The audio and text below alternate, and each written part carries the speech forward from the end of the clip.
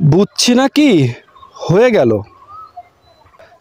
16ই December কবে গেল, 21শে ফেব্রুয়ারি কোনো মতে, 26শে মার্চ প্রায় ভোলার পথে। কারণ কি তার জানা গেল, ফান্ড নাকি সব ফুরিয়ে এলো। হঠাৎ করে কি হয়ে গেল, বৈশাখেতে টাকা এলো, বুঝতে কিছু সময় গেল। এই বুঝি তার কারণ ছিল।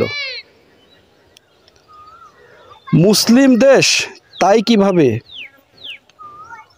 এই দেশেতে মূর্তি রবে, ভাঙা হলো সেই সুবাদে তোমায় আমায় বুঝতে হবে। মনেতে তাই প্রশ্ন জাগে, এগুলোকে কি বোঝাবে।